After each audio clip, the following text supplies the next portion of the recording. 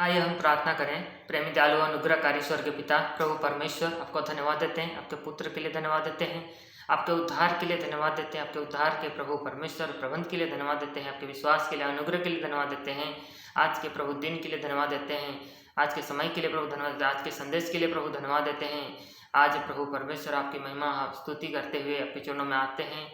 यीशु मसीह के मारे जाने गाड़े जाने में जी उठने की सामर्थ को मांगते हुए प्रभु परमेश्वर सहायता मदद चाहते हुए प्रभु आज के संदेश के लिए जितने देखते सुनते सबको प्रभु आशीष कीजिए।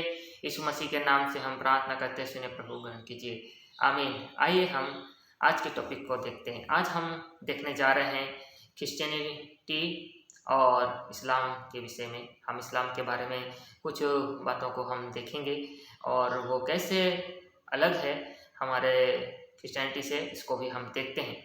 और हम ये देखते हैं कि कैसे ये दो जो विषय को है हम देखते हैं कि डिफरेंस क्या है। इसके विषय में ये वीडियो है। किसी को नीचा दिखाने के लिए ये वीडियो नहीं है, किसी को गलत साबित करने के लिए वीडियो नहीं है, किसी को चोट पहुंचाने के लिए वीडियो नहीं है। यदि किसी को चोट पहुंचती है तो क्षमा करें। इसके लिए हम इसी रीति से आइए हम प्रार्थना में और इस विषय को वचन के द्वारा देखें कि कैसे इस्लाम क्रिश्चियनिटी से अलग है। क्रिश्चियनिटी के विषय में जानने से पहले हम इस्लाम के विषय में देखते हैं। इस्लाम का अर्थ जो है वो है समर्पण या उसके कोई सरेंडर, ऐसा बोल करके इसको देखा जा सकता है। इसका प्रचारक जो हैं वो मोहम्मद जी हैं और इसके विषय में बताया जाता है। और इसी तरह से और यहाँ पर हम देखते हैं कि उनकी जो धर्म पुस्तक है वो कुरान है और इस विषय में हम देखते हैं। लेकिन कुरान में बाइबल की कुछ चीज़ें हैं और यहूदियों की भी चीज़ें हैं, लेकिन पूरी रीति से कुरान बाइबल के चीज़ों को नहीं लिया है या फिर यहूदियों की चीज़ों को नहीं लिया है, लेकिन वो यहूदी और क्रिश्चियनिटी से बिल्कुल अलग एक विषय को बताता है। एक ही खुदा के विषय में, एक ही परमेश्वर के विषय में बताता है। और लेकिन उस परमेश्वर का आखिरी नबी मोहम्मद है ये भी बताता है। लेकिन हम ये देखते हैं कि उनके कुरान में सूरा में हम देखते हैं कि लिखा गया है, जैसे कि 4 के 100 लिखा है 71 में लिखा है 171 171 में लिखा है कि प्रभु यीशु मसीह परमेश्वर के वचन है बोल के लिखा है। और वो पवित्र आत्मा से कुंवारी के पेट से, मरियम के पेट से जन्मे हैं बोल के भी लिखा है। और लेकिन वो लोग प्रभु यीशु मसीह को परमेश्वर के पुत्र बोल के नहीं मानते हैं, लेकिन हम मसीह मानते हैं। होली सन जो कि पवित्र संतान है वो 19 के 19 में उनके लिखा है, लेकिन वो लोग नहीं मानते हैं। मरियम के विषय में 66 का 12 में लिखा है, लेकिन वो लोग इसको भी नहीं मानते। ट्रिनिटी को इस रीति समझते, पिता पुत्र और माता बोल के समझते हैं कि परमेश्वर किसी को औरत चाहिए और औरत के द्वारा ही वो संतान उत्पन्न कर सकता है, ऐसा वो लोग सोचते हैं। जबकि कुरान और बाइबल दोनों में बताया गया है कि परमेश्वर बहुत शक्तिशाली है, वो कुछ भी कर सकता है। अपने पवित्र आत्मा के सामर्थ्य से उसने प्रभु यीशु मसीह को जन्म दिया है, ये बताया गया है। हम इस विषय को देखते हैं। हम लुका में देखते हैं, हम पढ़ेंगे लुका 1 का 25। लुका 1 का 25 में हम इस विषय को हम देखते हैं कि कैसे परमेश्वर के विषय में यहाँ लिखा गया है। लुका 1 का 35 कहता है, लुका 1 का 35, स्वर्गदूत ने उसको उत्तर दिया, पवित्र आत्मा तुझ पर उतरेगा और परम प्रधान की सामर्थ तुझ पर छाया करेगी, इसीलिए वो पवित्र जो उत्पन्न होने वाला है परमेश्वर का पुत्र कहलाएगा। यहाँ पर साफ साफ बाइबल हमें बताता है कि पवित्र आत्मा से उत्पन्न हुआ है और वो परमेश्वर का पुत्र कहलाएगा। लेकिन इस्लाम इसको पूरी रीति से नकार देता है और कभी इसको ग्रहण नहीं करता है, गलत है कहा जाता है। वहाँ पर इस्लाम में यदि हम प्रश्न पूछे तो वो लोग इसको गलत समझा जाता है, ये पाप समझा जाता है। प्रश्न पूछना गलत है बोल के भी समझा जाता है। वहाँ पर इसी रीति से हम देखते हैं कि यीशु मसीह के मारे जाने, गाड़े जाने को और जी उठने को भी देखते हैं कि ये भी नकारता है इस्लाम। और हम देखते हैं इसी रीति से, और वो कहता है कि कोई चेला ही है जो यीशु मसीह का रूप लेके वो मरा बोल के भी बोलते हैं इसी रीति से। लेकिन यीशु मसीह उठा लिया गया बताया जाता है। 4 का 100 57, 58 में ये सब लिखा है। लेकिन हम जानते हैं पहला कुरिन्थिय और उसका 15 में हम पढ़ेंगे। आइए पहला कुरिन्थी और उसका 15वां अध्याय को हम पढ़ते हैं। पहला कुरिन्थी और उसमें हम जाएंगे 15 अध्याय में। इस रीति से जब हम देखते हैं कि 12 पद से इस रीति से पुनरुत्थान, 15 अध्याय में तो पूरा पुनरुत्थान के विषय में ही लिखा है, लेकिन हम 12 से जब हम पढ़ते हैं देखा है, इसीलिए जबकि मसीह ये प्रचार किया जाता है कि वो मरे हुए में से जी उठा, तो तुम ऐसे कितने ऐसे कहते हैं कि मरे हुओं का पुनरुत्थान है ही नहीं। 13 में कहता है, 12 में जैसे पढ़ा मैंने वैसे जैसे 13 में कहता है, यदि मरे हुओं का पुनरुत्थान है ही नहीं तो मसीह भी नहीं जी उठा, ऐसे लिखा है। लेकिन हम 20 और 21 इस तरफ देखते हैं, परंतु सचमुच मसीह मुर्दों में से जी उठा और जो सो गए हैं उनमें वो पहला फल हुआ। क्योंकि जब मनुष्य के द्वारा मृत्यु आई तो मनुष्य के ही द्वारा मरे हुओं का पुनरुत्थान भी हुआ। और जैसे आदम में सब मरते हैं वैसे ही मसीह में सब जिलाए जाएंगे। पुनरुत्थान के विषय में यहाँ पूरी रीति से 15 अध्याय में बताया गया है और पूरा चैप्टर इस पुनरुत्थान के विषय में बताता है।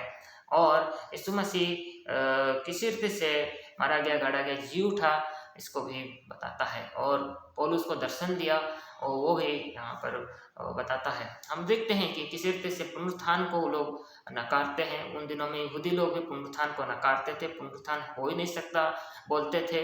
यदि पति पत्नी के होंगे, बहुत सारे पति होगा, पत्नी होंगे, तो उठ जाने के बाद किसका कौन पति होगा कौन पत्नी होगा ऐसे पूछते थे।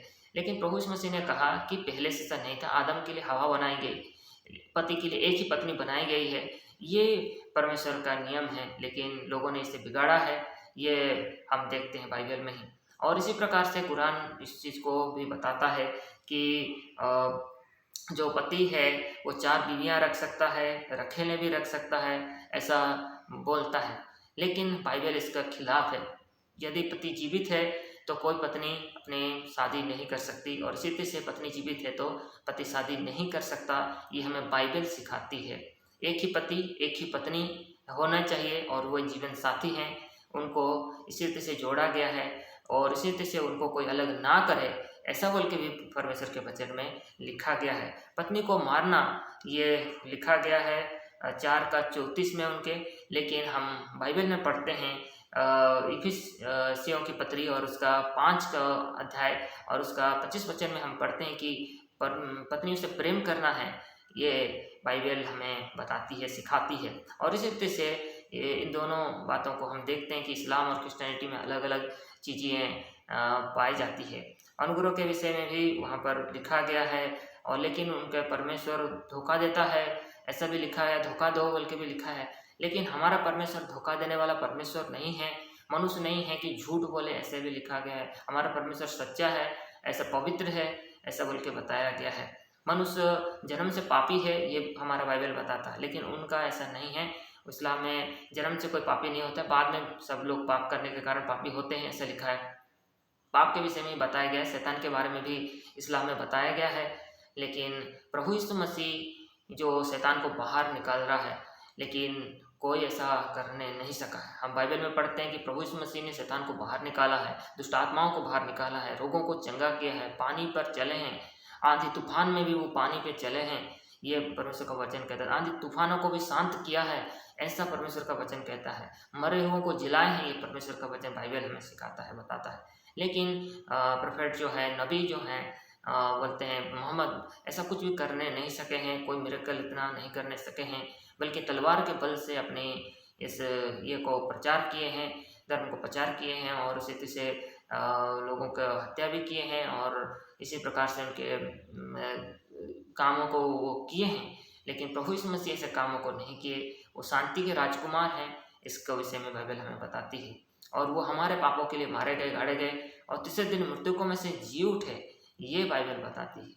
और हम इन बातों को विश्वास करते हैं, यीशु मसीह पर हम विश्वास करते हैं। यीशु मसीह ही एकमात्र परमेश्वर का पुत्र है, मतलब यीशु मसीह ही परमेश्वर का पति रूप है, वचन में लिखा है। पहला तिमोथी में हम इस विषय को यदि हम पढ़ते हैं कि किस रीति से उसने अपनी महिमा को जो है त्याग दिया है और इधर धरती पर आया है, ऐसा बोल के भी वचन में हम पढ़ते हैं कि किस रीति से परमेश्वर होते हुए भी फिलिपी के पत्र में हम इस विषय को हम देखते हैं कि किस रीति से वो हमारे बीच में आके वो जो है डेरा किया है, ऐसा बोल के भी बोलता है।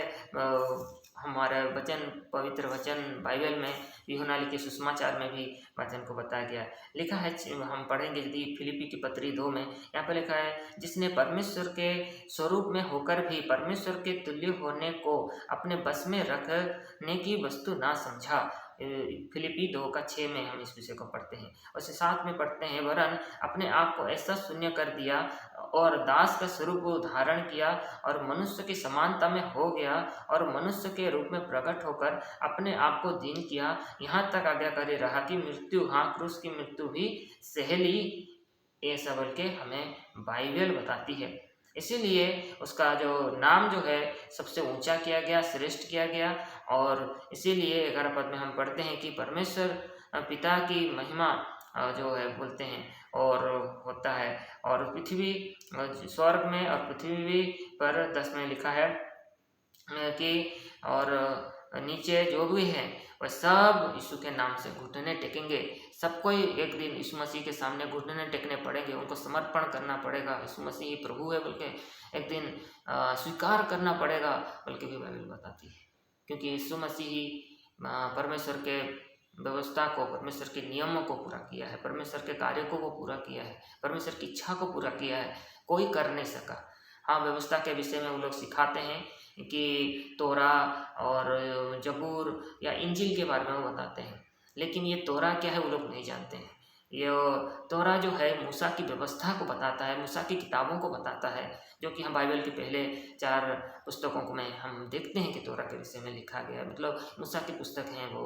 और इसी तरह से जो जबूर है जो उनको बताया जाता है वो भजन संगीता है, जो कि उनके कुरान में ये सारी चीज़ें नहीं हैं, ना जबूर है, ना तोरा है, ना इंजील है। लेकिन ये सब बाइबल में हम देखते हैं। जो जबूर है वो भजन संगीता को बताता है। भजन संगीता में जिस रीति से बातों को लिखा गया है हम देखते हैं, वो सारी बातें बाइबल में पाई जाती है। और इसी रीति से इंजिल जो है क्रिश्चियनों को दिया गया है, लोग सोचते हैं, पर ये इंजिल जो हमारे नए नियम में हम चारों सुसमाचारों को हम देखते हैं, मत्ती, मार्क, लूक और यूहन्ना लिखे सुसमाचार को हम पढ़ते हैं। ये सुसमाचार भी बाइबल में है। और इसी रीति से ये सुसमाचार के विषय में हम देखते हैं, बाइबल सब बातों को क्लियरली बताती है, कैसे शुरू है, कैसे अंत होगा, इस सब बातों को क्लियरली बताता है। पर कुरान में ऐसा नहीं लिखा है कि कैसे सब बातें को अच्छी तरीके से डिटेलली नहीं लिखा गया है। हम देखते हैं इसी रीति से दोनों में हम भेद को देख सकते हैं, डिफरेंस को हम देख सकते हैं कि क्रिश्चियनिटी और इस्लाम जो है बहुत ही अलग है। ये दोनों रिलीजन बहुत अलग है। दोनों के लिए हम इसी रीति से देखते हैं, वचनों के अनुसार देखते हैं, उनके शास्त्रों के अनुसार देखते हैं, उनके नबियों के अनुसार देखते हैं। हम प्रभु यीशु मसीह को नबी से बढ़कर मसीह मानते हैं, परमेश्वर का पुत्र मानते हैं, परमेश्वर मानते हैं, पर वो नहीं मानते हैं। आइए हम प्रार्थना करें आज के संदेश के लिए और प्रभु का धन्यवाद दें। यीशु नाम में प्रभु परमेश्वर हम आपके चरणों में आते हैं। पिता, आपका धन्यवाद हो पिता, आपने हमें बताया है यीशु मसीह के बारे में और यीशु मसीह की शिक्षाओं के बारे में, बाइबल के बारे में, वचनों के द्वारा हमें बताया है सब बातों को प्रभु परमेश्वर। उसके लिए हम आपको धन्यवाद देते हैं पिता परमेश्वर। आपके वचन सच्चे हैं, जीवित हैं प्रभु परमेश्वर, जो कि प्रभु परमेश्वर आपने उन्हें सुरक्षित रखा है प्रभु परमेश्वर, और आज हमें दिया है प्रभु परमेश्वर। हम धन्यवाद देते हैं परमेश्वर। प्रभु परमेश्वर, इन दोनों डिफरेंस बातों को हमने देखा, दोनों के विषय में, क्रिश्चियनिटी और इस्लाम में। प्रभु परमेश्वर आप ही प्रभु परमेश्वर से ब्लेस करें, आशीषित करें। जितने देखते सुनते हैं प्रभु परमेश्वर सबको हम ब्लेस करें। जो प्रभु सच में जानना चाहते हैं प्रभु परमेश्वर, वह सच में सत्य को जाने। और यही हमारी प्रार्थना है।